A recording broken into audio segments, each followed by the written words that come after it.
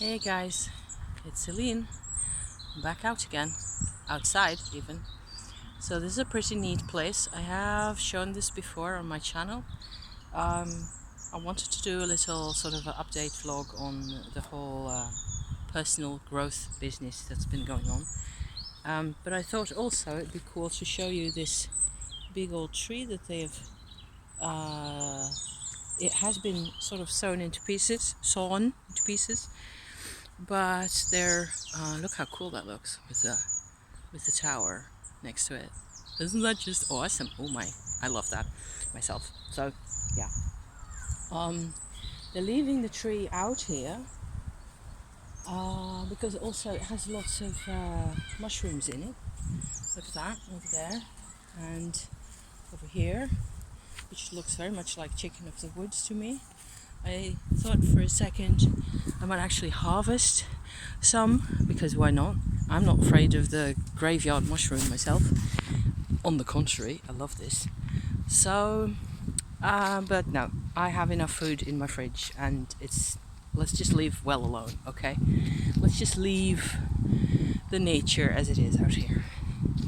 Which is also kind of what I'm trying to do to myself, with myself at the moment, because I have told you how I don't have my old sort of a version of depersonalization anymore, thanks to my really powerful Tumo practice that I've been practicing for nearly 6 years now. And so there's all sorts of activations happening, especially in my heart area. So the most recent bit being the actual heart area that we know as such, heart chakra. But before that, it's actually been in here. It's been enormously active and quite painful occasionally. I don't mind telling you. And it's so it's kind of hard to explain, of course, because how could I? I haven't felt this way. I'm going to be 60 years old next year, and I haven't never really felt this way ever before in my life. So this is the leftover part of an old church that used to be here. It's quite pretty still, just a tower. The is that the belfry that they call that? The tower part of a church that used to have bells in at the top. No more now. And just pretty old bricks, like so. So if you like bricks, this is the place to be, in the Netherlands anyway. So to my huge surprise and never-ending like bafflement and confusion, it turns out I really am capable of healing all sorts of inner conflict with my Tumo. And the Tumo being, like I've said 100 times before, but maybe you've never seen me before, so here you are. Welcome, thank you for being here. Tumo being my version of an inner heat practice based off of what I learned about Tibetan Kundalini yoga practices in that kind of thing, from books as well as Wikipedia and other sources. But mainly, I think I learned it. I'm in the shade of the tower now, and so this is what you get. Very different lighting. Sorry. It turns out that it is very much a process that involves endless going back in over and over and over, and energizing and activating areas of my body, my energy body, or my nervous system, all of those, I think, with the Kundalini energy, and then using the energy that ends coming out of that process in different ways, on and so forth. It's quite complex by now. There's a bit of a noise there. There's a truck passing over there. Nothing threatening at all. So there's a drain pipe, I think, or no, it's the lightning rod. This thing over here. I just spotted it in my screen there, but it's the electric to prevent the whole thing from going tower-wise and crumbling in on itself if it gets struck by lightning. Which is what it feels like also. So here's me trying to incorporate the aspects of the little video into my story about myself, which is what I tend to talk about. The hardest part, I think, is being alone in it. Yeah, kinda, and not really having a whole lot of resources to draw on. I mean, I do have a ton of resources, but they're all my own.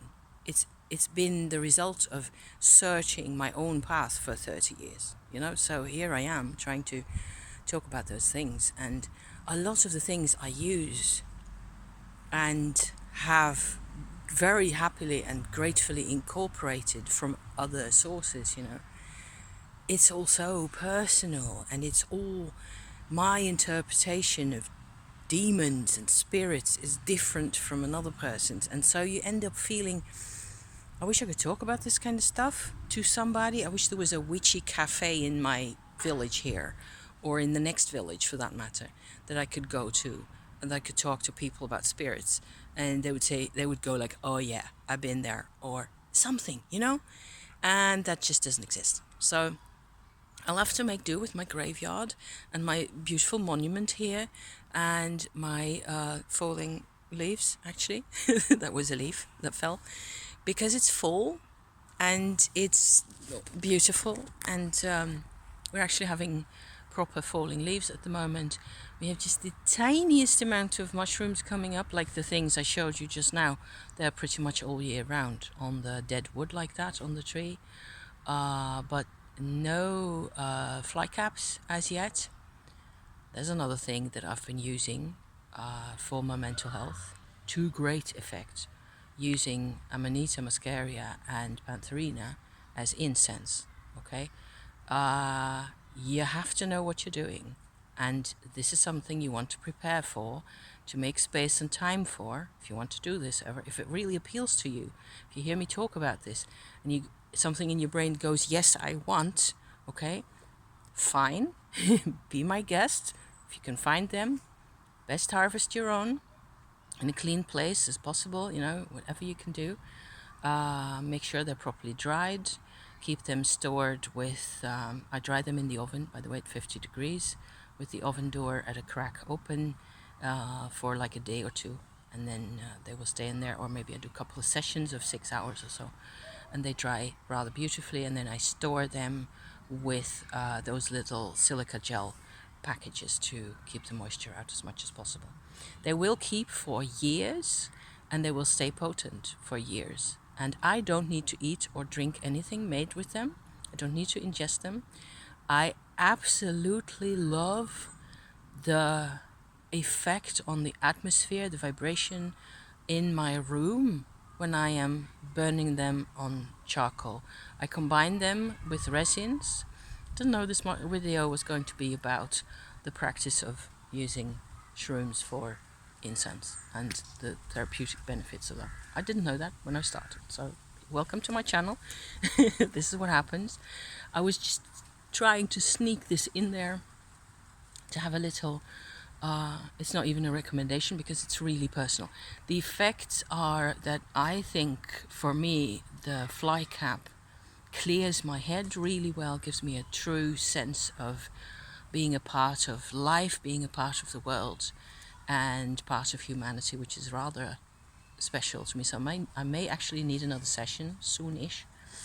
I do those like once every 2-3 months or so max. That's enough. But I will, like I said, I will clear the whole of the evening and expect myself to be weird and sort of out of sorts for like a day or so afterwards. Especially with the Panther version of this, the Panther type. They are more powerful and they work more on my emotional states. They sort of force me to be really open about my emotions, and that tends to be a bit more difficult because I'm a control freak. I will tend to always just be stuffed things down. Not so much recently. So good times, it's a good help. There are people online who do this kind of practice, or they make tea out of that's I mean, I've never felt the need myself to do that. I just love them. I have loved them since I was a small child. Seeing the red caps, the fly caps come up in the autumn has always been just like, oh my God, there they are again. That kind of thing. So they're friends. That's how I look at them, and I treat them with respect and care, and I love them very much. And so I don't want. It's like there's other types of these kinds of mushrooms as well. You have to be careful, okay? You have to be a proper steward of the whole process. You have to oversee what's happening and take care of yourself. Always promise me that you will take care of yourself, okay? Whatever it is that you want to do ever. So it has been really helpful. It has helped me to sort of step out of my comfort zone a couple of times, properly, especially the Pantherina. So I'm going to stop talking about those now. I think that, what else can I tell you? I showed you a couple of weeks ago my junk journal that I was working on. That is coming along beautifully. I'm still obsessed with everything remotely resembling junk journals. I cannot stop being obsessed over everything with paper and glue and sticking pieces together and sewing bits and pieces together. And it's endless joy. The joy of junk journaling is unfathomable. So I'll keep doing that. I made a bag. Actually, I sort of remade parts of a bag that I had that didn't serve a purpose. It was sitting in my closet doing nothing.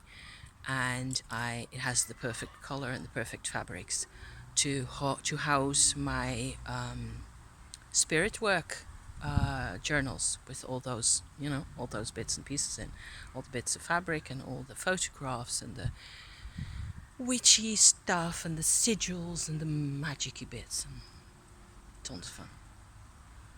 So next stop, I will eventually also have to get me a pumpkin to carve my little lantern for the season, because that's one thing I absolutely have to do. I've done that for the past 10 years or so. Each October it is carving pumpkin time. Only I had got a pumpkin. It turned out it was way too big, and I just got really sticky while I was trying to carve something out of that and gave up really quickly. I still have half the pumpkin sitting in my fridge. Hopefully it's still good. So I will end up probably in the weekend sticking it in the oven. I actually looked up the composition of pumpkin spice as it is supposed to be used, and found a lot of info that it's actually rather a different type of spice mix than the ones that I tend to use all the time.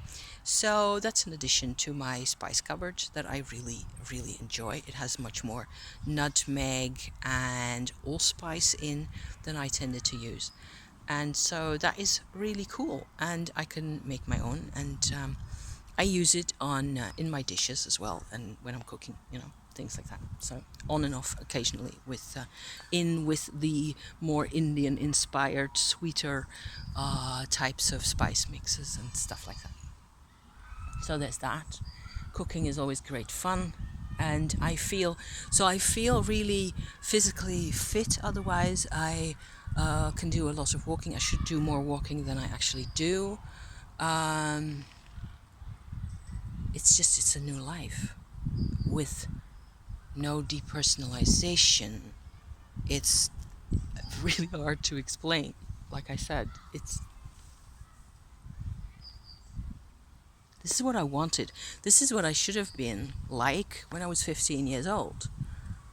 And then I was just so badly traumatized, and I never realized it, and nobody ever said to me, hey girl, you need to sort yourself out or do something, because I lived somewhere else every 2.5 years, 1.5 to 3 years.